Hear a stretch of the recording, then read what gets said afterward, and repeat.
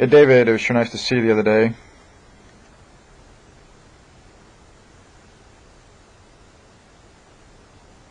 This is the first swing we saw on the left.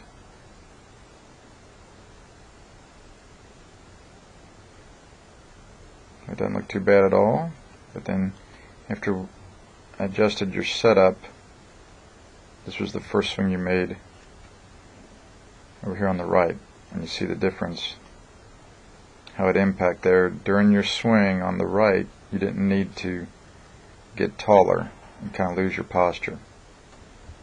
And again, that's a great aspect to your swing if you can get back to impact at about the same posture you were at address, relative to your backside being on that same line and your head being in that circle, pretty much your knees being on that same line. You see over here you kind of got taller. And remember I said that's actually a pretty good setup position, so I think you should just set up like that as you start, and that's what you did here, where you mainly just moved your hands away from your legs in your setup.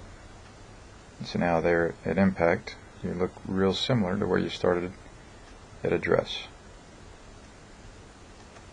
And then you got used to it there, that first one. There's a little bigger swing here. It still turned out pretty good,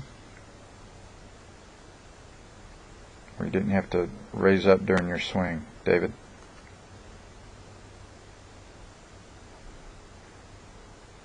I like that a lot there, man.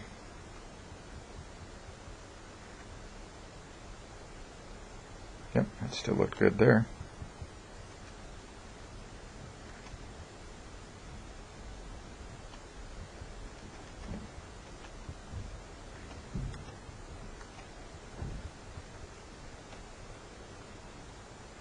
Yeah, I like that, buddy. I'm just trying to make things all the more consistent for you. See how it looked from this face-on angle.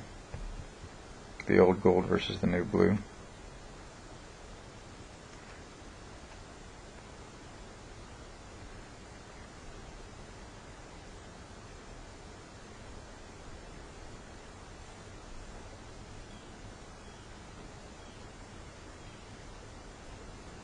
Not too big of a difference there from this face-on angle, but that's not the main thing we're working on. It's mainly from that other angle.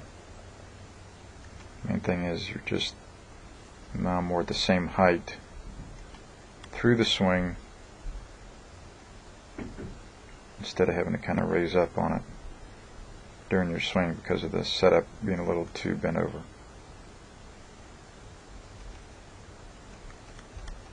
And remember, so that's good news on that full swing there, David. And remember, I want you to consider the 5 shots golf simplicity throughout your practice and your play. Again, like if you're hitting a putt, the main thing there is, as always, is hit at the perfect distance. This is Taylor hitting 10 putts, one of them winning the hole. There are the other 9, so we'd think, so okay, that looks pretty good. Right there on the flagstick is where the hole is, so that looks pretty good. But then when you walk around to the right of those balls and stand on the x-axis, then you see that indeed 8 of them were perfect, where you had a tap in for your second putt, but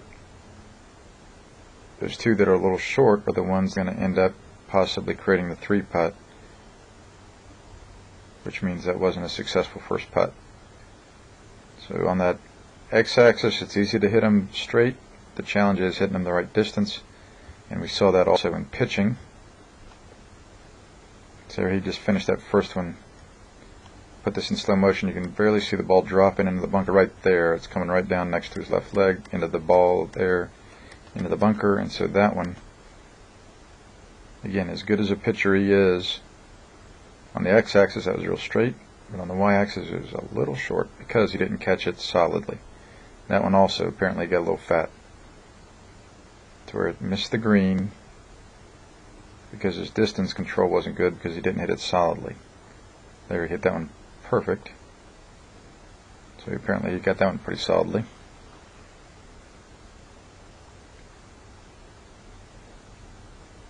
So again, you see how all these are very, very straight. There's no challenge at all to hitting these things straight. The challenge is hitting them the right distance. You see, that's only about 3 feet left of the flag as we look at it, but the distance was a little long, so that's why he's can have a longer putt. That one's obviously now the perfect distance, but they're all the same straightness. Now that one looks like he really whiffed it in terms of straightness, but because it's perfect distance, it's only about 5 or 6 feet from the flag. So again, there's no challenge at all to hitting these things straight. Challenge is hitting them the perfect distance. So there he has 4 of them the perfect distance.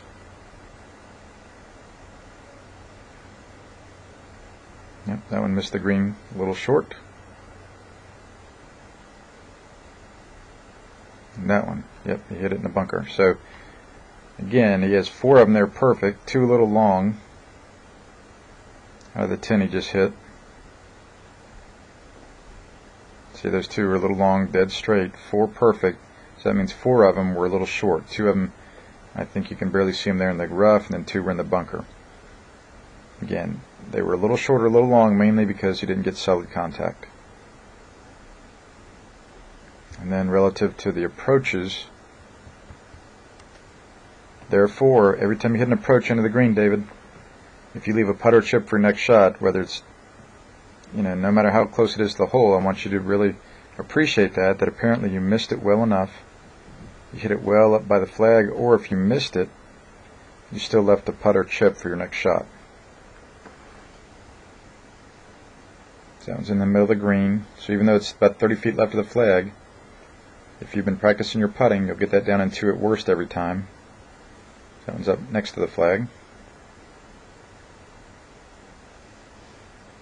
And therefore you'll always get down at 2 at worst, so there'll be a lot of pars and the occasional birdie, and just never any bogeys after you get on the green. That one looks a little more fat. Yep, bounced out in front of the green.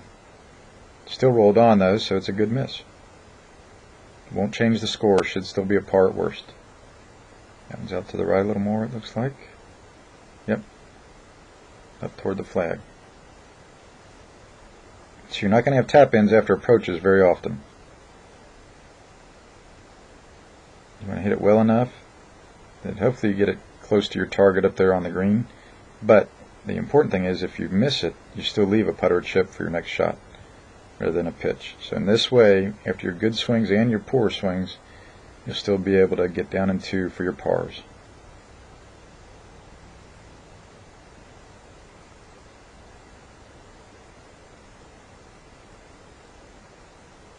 You see he's aimed left, because the only place he could have left a pitch here was that front right area of the green there in that rough.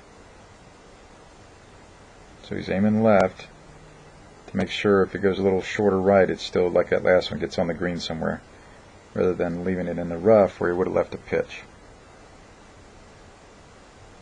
So there are those 10 balls.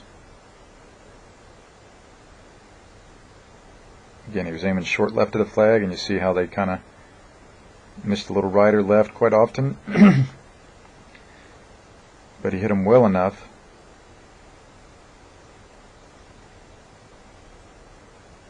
to where even when he missed it with his full swing, he let the putter chip for his next shot. That's golf success for an approach, David.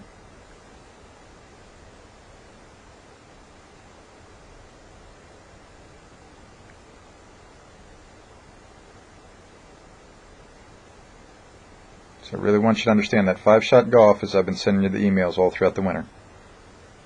Learn how to evaluate your shots correctly, constructively, real patiently, and very effectively. It'll help you forever, man, in your golf life. Thanks so much. Talk to you soon, David.